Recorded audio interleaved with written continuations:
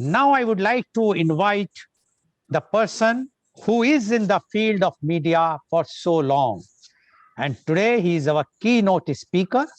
He is none other than Dr. Mukesh Sharma. Dr. Mukesh Sharma is the former Director General of Films Division of India and also the former Additional Director General of Doordarshan, working for the Ministry of Information and Broadcasting for the Government of India. Dr. Mukesh Sharma has been in the TV broadcast industry since 1992. He won the Best DD Kendra Award in 2001. Dr. Sharma was instrumental in changing the fortunes of DD Mumbai and was the #1 regional Marathi Kendra in the country for a number of years. Dr. Sharma is the recipient of several national and international awards for the work done in the film and broadcasting industry. He also holds a PhD in journalism and mass communications. Dr. Sharma is currently the Dean with the School of Branding and Advertising with NMIMS University, Mumbai. Dr. Sharma has started Hindi Kahaniyon Ka Anokha Andaz recently, where he is narrating a story in 3 to 4 minutes.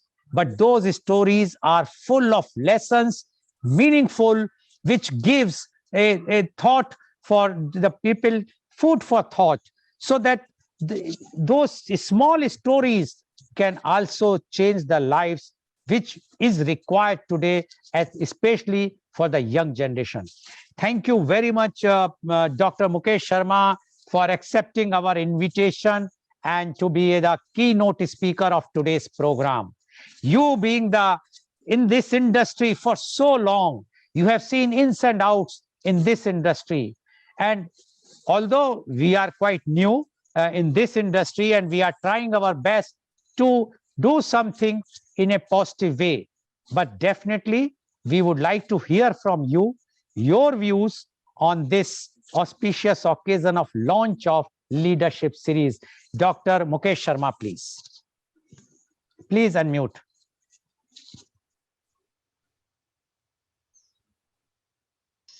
Thank you, Lal Goyalji. Thank you very much. And I must compliment Professor Subramaniam and Dr. Bose for the wonderful speech, motivating. And I'm sure listeners who are hearing those speeches will find it absorbing, will find it something which they can take home. Today's topic, which I've been asked as a keynote speaker, so a lot of people now, especially the millennials and the new generation, knows about the commercial broadcasting. People have forgotten public service broadcasting. So I prepared a paper for today, especially the need for public service broadcasting. Why do we need that broadcasting more now than what we needed yesterday or earlier? So I'll start with my paper. Television is a uniquely influential medium. It has tremendous capacity to mobilize or influence public opinion. The power of television lies in its value as a common reference point for millions of people. Television can unite us, yes, just as it can divide us. We as citizens can be united through public service broadcasters, endeavors, or divided through niche marketings of hundreds of commercial channels. For the last 60 years in India, the public service broadcasting, or I would call it now the PSB, centered on the nation state and on the state-controlled media. Both Doordarshan and AIR not only acted as the custodians of national culture, they have also seen it as their job to provide a universal service. And these public broadcasters have been providing programs for schools and farmers, health and hygiene, literacy and education, along with information and entertainment. No doubt, these programs were not well made as per today's yardstick, but they reflected a perceived state responsibility towards all citizens. On the other hand, with the advent of private broadcasters, the role of the state has diminished. The trend in TV programs content has changed so much and so drastically that it does not reflect the Indian reality anymore. While cable and satellites have increased the viewing options tremendously, they have failed to offer a better and a richer choice of TV content. Realistically, they have promoted increasing fragmentation of the television audience. They have raised serious concern about purpose, orientation, taste, and decency.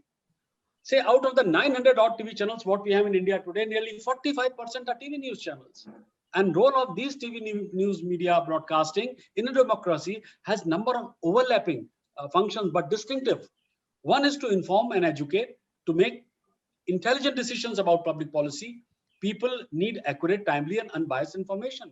And the second function is to serve as a watchdog over elected government representatives as well as powerful institutions in the society.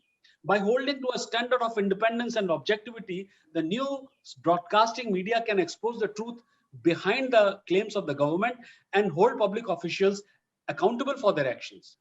Sadly, yes, sadly, TV news media in India has more reach but less credibility now. Travelization, glamorization, and sensationalism are the buzzword in today's parlance. The media barons have the dreadful combination of influence and affluence. More than 50 years ago, George Orwell, the author, he wrote the bestseller 1984. That classic novel depicted with a fair amount of accuracy that events that were to unfold in the present era. In fact, the thought control capacities of the powers that be has gone much beyond the Orwellian fancies and fantasies. And we have been so conditioned by it that we take it for granted and believe in his slogan. What he said was, ignorance is strength. Ignorance and inborn antipathy to any external pressure on one's inclination to speak and write, that which one pleases, are often responsible for a blind resistance to any law, customs, tradition, or norms. Human beings, being what they are, liberty frequently degenerates into license and creativity into perversity. And then society itself becomes a cesspool of corrupt practices and pursuits. Tempering checks and constructive directions are necessary to preserve and promote decent values, robust creativity, and healthy growth. Today, actually, TV journalists are using the hit and run method in the race to capture the market. Air pilots you can sack for one mistake. A railway man can lose his job for sleeping on duty, and doctors can lose the confidence of their patient if they mess up an operation. However, a journalist, by contrast, can actually get by with a small correction on page 19 to a news item that which was plastered across page 1, and a TV channel could simply pull off a wrong story without so much as an apology, in the sanguine belief that viewers' memory is ridiculously short. In the midst of all these TV news, media trials could deny anyone a fair trial. There is this question of admission, authenticity, and the issue of privacy. Do such trials amount to public service? It is a question to be introspected by the TV news media itself. Hitting at a celeb is easy as he cannot hit back. Adding insult to the injuries are unethical and unjust sting operations because they are staged. Entrapping and luring people to commit crime through monetary inducement is prohibited worldwide. But no such laws exist in India, and the private news broadcasters have started using sting operations as an easy option to boost viewership events. The TV news media screams for a code of conduct for others. Yes, but has no Lakshman Rekha for itself, as it plays God and decides for its own selfish end who will be destroyed and who will be glorified. So, in all this confusion, what is the relevance of public service broadcasting in the multi-commercial TV channel era? Well, in India, the concept of public service broadcasting centered on the nation state and the state control media. So the nation state was India and the state control was the IRNDD. With the establishment of Prasar Bharati in 1990, a true public service broadcaster was born. Yes, the mission and objectives of Prasar Bharati as a public broadcaster were also very clear. Yes, on one hand, it had to resist the temptation of the commercial market. On the other, the corporation has to resist the power of political pressure and patronage. Then what was the mandate of Prasar Bharati? Well, the Shunu Sen Review Committee reported on working of Prasar Bharati, which was published by the INB Ministry, and which suggested to adopt it also. And the report said, and I quote, Prasar Bharati will aim to provide in the most efficient manner possible media content of the highest quality that will empower and enlighten the citizens of India and audiences outside the country through original and relevant programs which inform, educate, and entertain while ensuring a seizable audience and reach. Sadly, yes, very sadly, Prasar Bharati has failed miserably in its efforts to empower and enlighten the citizen of India, as the viewers are not interested in the substandard and poorly made content. However, what is the relevance of public service broadcasting today? Well, a division between commercial broadcasting and public broadcasting has clearly emerged. Public broadcasting primary purpose is to public service in simple language, and commercial broadcasting is obviously business seeking and maximizing profits. For public broadcaster, the ambition is to succeed in innovation, in refreshing the pool of homegrown programs, in accurately reflecting and stimulating the public mood and taste. Perhaps the best medicine is to make sure that the public service broadcasters, those who put the public interest first, those who are committed to sustaining a creative, non-derivative production base, are properly supported, properly sustained, and properly funded. In the end, the public interest will remain very much the same as it is now. So, What is the mandate for such broadcasting, for such public service broadcasting? Public service broadcaster must be concerned about a broader set of clientele and has a much larger mandate. It has to meet the complete media needs of all, including those of a villager who has a very few media options. Such a person is either watching the Doordarshan or listening to radio on community set. The public service broadcasting also needs to take into account the media needs of the minority audience, whether they may be ethnic, religious, or linguistic. Such a broadcaster needs to concern itself with developing taste, spreading literacy and development, and picks up issues that our commercial broadcaster will rarely address.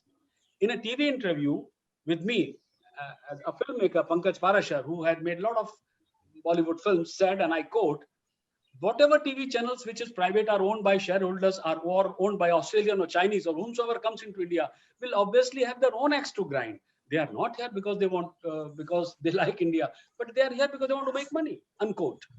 Now, let's look at the key characteristic of public service broadcasting. And these characteristics, I'm not saying I'm picking up from the voices they have said about it. Karan Karnik, the former president of NASCOM, what he described, and I quote, to me, one of the key characteristics of public service broadcasting is that it maintains and enlarges the space that exists between viewing commercial broadcasting on the one end of the spectrum and the government-run propaganda on the other. So it's independent of both government and market. And enlarging that space, which you might call that space for civil society, is one of the key roles of public service broadcasting, unquote. Now let's see, we come back finally to what is the need for such broadcasting. Well, a simple answer could be that AIR and DDR are a historical reality and already the largest broadcasting network in the world. Therefore, there is no point in questioning their existence. Such a proposition, however, does not lend meaning to the existence and identity of an organization. An organization, sir, cannot grow and excel if it exists only because of its historical accident. For any living and vibrant organization, there must be a larger purpose, a larger mandate, and a larger mission. In order to do this, it is necessary to analyze whether commercial broadcasting can fulfill the objectives of public service broadcasting. In other words, in simple language, can market forces alone meet all the objectives of PSB? Well, late media person whom we lost recently, Anil Dharkar, had told me once, and I quote, I don't think market forces can take care of public service broadcasting at all. Sharma, I'm quite definite about it. And I'm absolutely certain. And the reason for that is sustainable thing. It is a sustainable thing. We have seen all over the world. It is not. Any private company is going to be interested in the bottom line. Therefore, either it pays for itself or it doesn't. Even a multi-channel will not want to have cross subsidies. Left to market forces, it is possible that purely commercial broadcasting will not meet the full needs of the public service broadcasting. He further adds, in a country like India, a PSB has a unique duty to address not the consumers but the citizens. And that is an important differentiation in a poor country because the two are not synonyms. Unlike in the more Western or prosperous countries where the citizens and consumers are synonyms, unquote. I would add further, Ashok Mansukhani, a top media specialist with the Hinduja Group, he also shared his views on this. The need of public service broadcasting have changed, he said. Today, the levels of literacy are certainly higher than what they were 30 years ago. But the need of eradicating ignorance are equally important.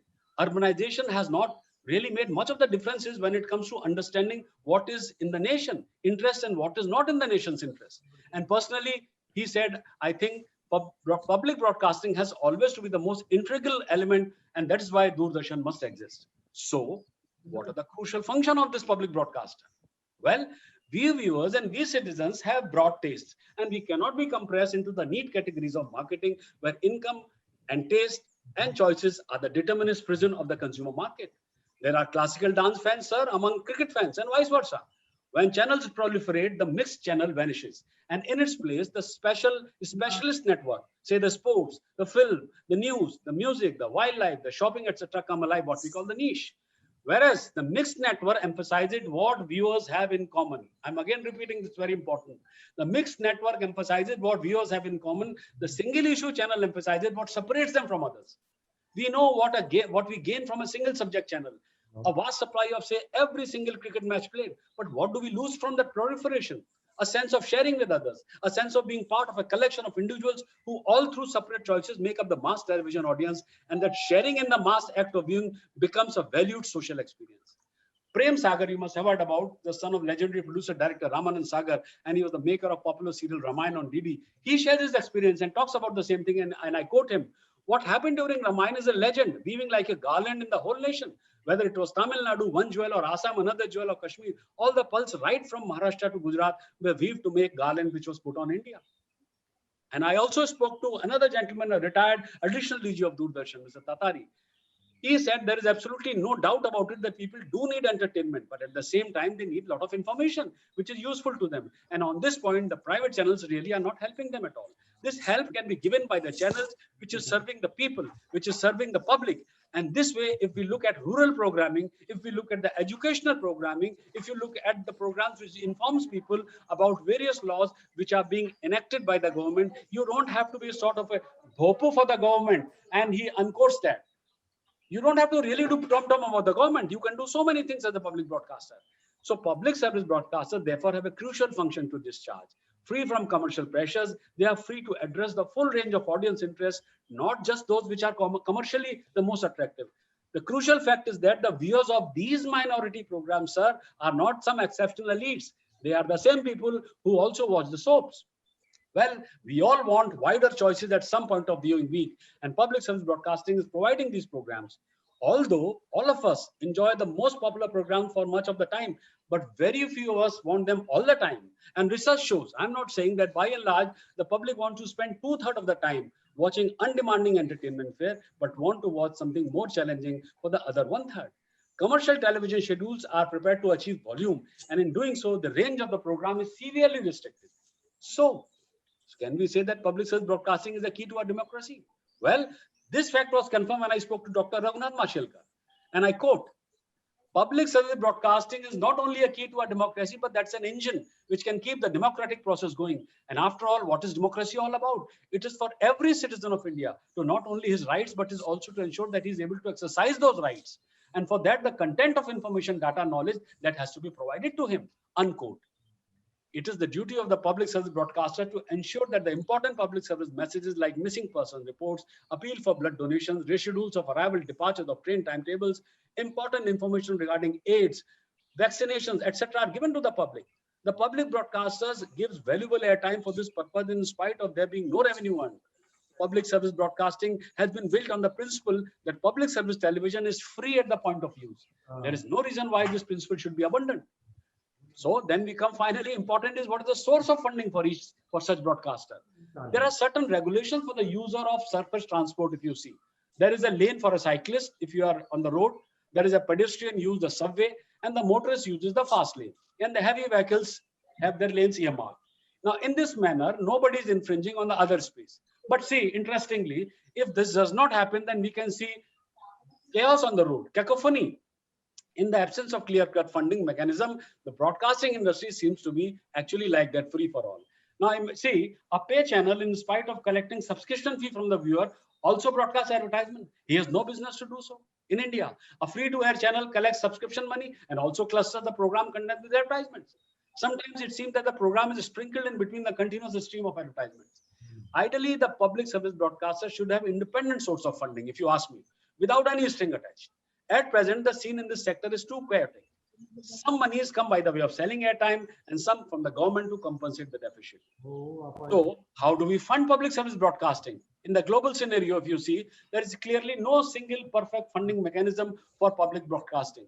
But they do need a secure and reliable funding in order to survive in the commercial market. In the current scenario, public broadcasting worldwide is surviving on a combination of funding. In some cases, it is license fee. In others, it is license fee and ad revenue. In some cases, the public broadcasting is being funded through license fee and revenue, sponsorship, and public and private funding. It's a combination. Now, it is evident from all the above that it is difficult to say which funding model is ideal for public service broadcaster.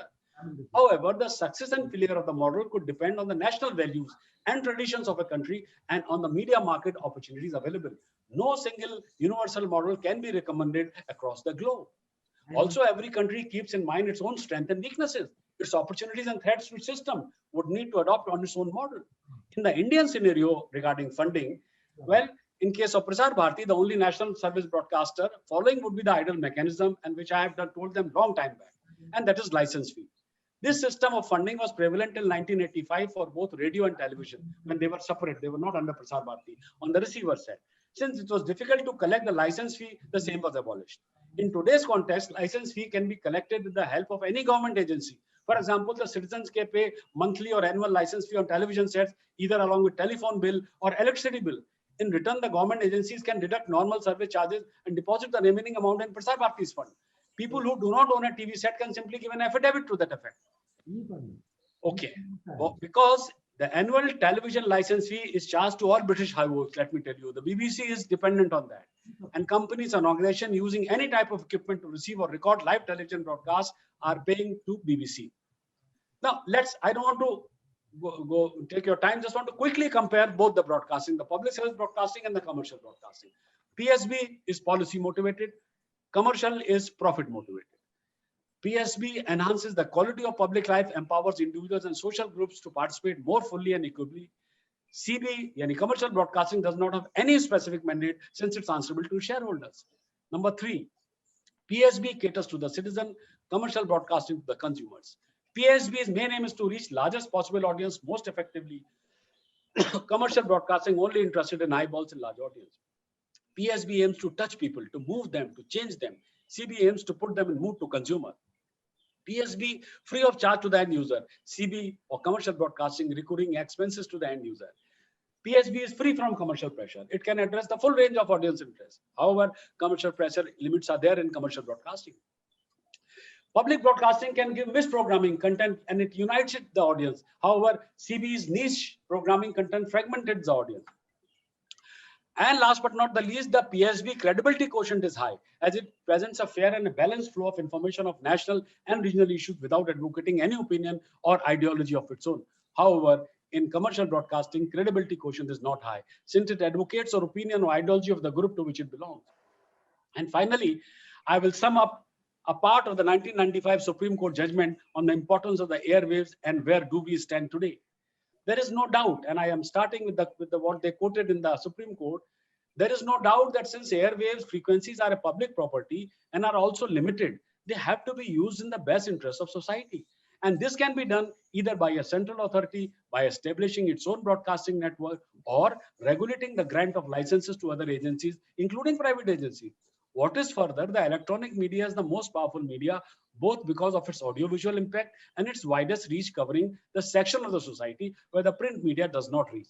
The right to use the airwaves and the content of the program, therefore, needs regulation for balancing as well to prevent monopoly of information and views relayed, which is a potential danger flowing from the concentration of the right to broadcast telecast in the hands of either a central agency or with a few affluent broadcasters.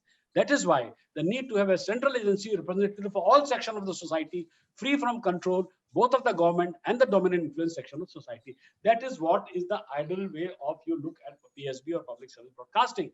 Now, this paper, when I was writing, I'm only addressing the television broadcasting. I'm not addressing the digital medium, which is an added thing, which is through the OTT platforms, what we are receiving. That's another way, because media is now humongous. We cannot just say that it's only television today.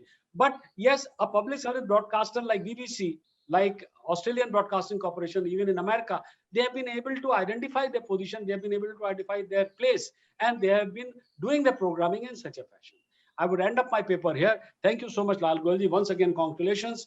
And the series, I think it will go places. And I'm sure with such, good experts you have, you're taking people who can really bring out a change in the society through your medium.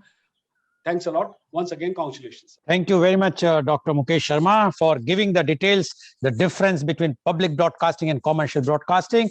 And we will try the Global TV Media Conference with Lal Goel will definitely try to fulfill the expectation what you are having from this leadership series. Thank you very much, Dr. Mukesh Sharma.